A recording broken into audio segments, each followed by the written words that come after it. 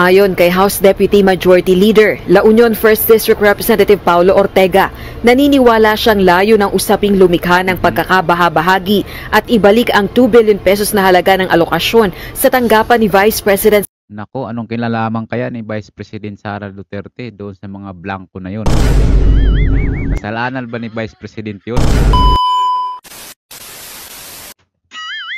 Nako, ito na nga mga boss, parang bulbul na nagkabuhol-buhol itong mga kongresista na ito.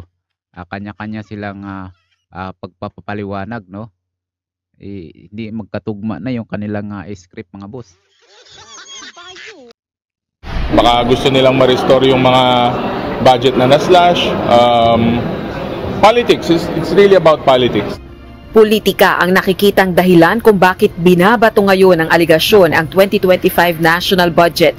Ayon kay House Deputy Majority Leader, La Union 1st District Representative Paulo Ortega, naniniwala siyang layo ng usaping lumikha ng pagkakabahabahagi at ibalik ang 2 billion pesos na halaga ng alokasyon sa tanggapan ni Vice President. Nako, anong kinalaman kaya ni Vice President Sara Duterte doon sa mga blanco na yun, no? Kasalanan ba ni Vice President yun na i-blanco yun? Ako, para mga bulbul na nagkabuhol-buhol na itong mga kongresista na ito. Yung ibang kasamahan nito nga si Paulo Ortega, abay nagsasabi na katugma doon sa hawak din nila itong pinakita nila Congressman Naungab at President Duterte. Ano ba talagang totoo dito, kuya? Ito mga boss, ituloy natin. Sara Duterte, matatanda ang binawasan ng pondo ng opisina ng pangalawang pangulo para sa taong 2025 dahil sa mga kontrobersyang ipinupukol kaugnay ng paggastos ng confidential funds nito. Si Davao City 3rd District Representative Isidro Ungab ang naghayag na may blankong items sa Bicameral Conference Committee report para sa 2025 national budget. Kaya tinawag ni dating Pangulong Rodrigo Duterte na invalid ang nilagdaang pambansang pondo o General Appropriations Act ni Pangulong Bongbong Marcos Jr. It works for them kung may controversy, it works for them kung may problema. Anong rason na maglalabas ka ng mga dokumento na hindi naman po reliable yung source? Anong tawag mo doon sa kasamahan mo? Mukhang natutulog ka pa ata, Kong, no? Pag matulog sa pansitan, Kong. Ay, nako, talaga naman, hindi magkatugma ang iyong mga script, mga busing, no? Parang mga bulbul na nagkabuhol-buhol ang kanilang mga pinagsasabi dito, mga boss. Ito, ituloy natin. At mga dokumento na may mga blanco at may kulang-kulang naman na pirma.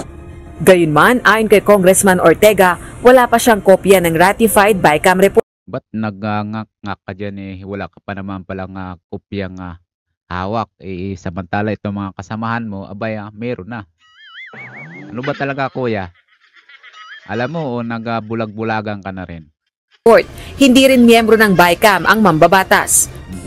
Samantala, si House Deputy Minority Leader ACT Teachers Party List Representative Franz Castro na ang ikatlong kongresistang kumumpirmang may blankong items sa BICAM report para sa 2025 national budget. Sunod, Kinakabataan Party List. Ito, si Raulo. Ito, may hawak na rin tong document, mga busing, no? Anong masasabi mo dito, Congressman Paulo Ortega, no? Itong kasamahan mo rin na mismo nang nagpapatunay na magkatugma yung hawak ni PRRD at itong hawak niya. Ito na, nagkabuhol-buhol na kayo ngayon. Representative Raul Manuel at Davao City Representative Ungab. Hindi miyembro ng Bicameral Conference Committee si Congresswoman Castro. Pero yung sinasabing BICAM na pinaratify, may mga ilang blanco. Pero yung sinabmit kay ano to? Kasamahan ni PRRD na tila tumugma nga do yung hawak ni PRRD ay itong sinasabi ni Franz Castro, abay magkapareha. Ano, kasamahan na ito ni PRRD, mga boss? DDS na ba ito? Ay nako, nakakaluwa kayo, ha? Presidente. So, tingin na wala kaming alam doon kung meron mang blanco yan. So, I hope na reconcile kasi hindi pwedeng may blanco yan na ibibigay sa presidente. Nako. Matagal na rin itong isinusulong ang pagkakaroon ng transparency sa BICAM kaugnay ng ginagawang reconciliation sa bersyon ng panukalang budget ng dalawang kapulungan ng Kongreso. Balak na ng kampo ni Davao City Congressman Ungab na questionin sa Korte Very good. Suprema ang nilagdaang 2025 national budget dahil sa hindi umano pagdaan sa tamang proseso. Tanong nito, sino ang nagpuno sa blankong probisyon sa BICAM report na niratipikahan ng dalawang kapulungan ng Kongreso? Let those interested people file the necessary petition or action in the Supreme Court. Tayo naman ay napakataas ng tiwala sa ating hudikatura. Magaling ka lang nga magsalita eh. Wala ka sa gawa.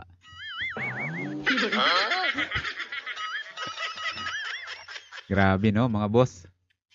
I believe that they will resolve it strictly in compliance with our existing rules and laws.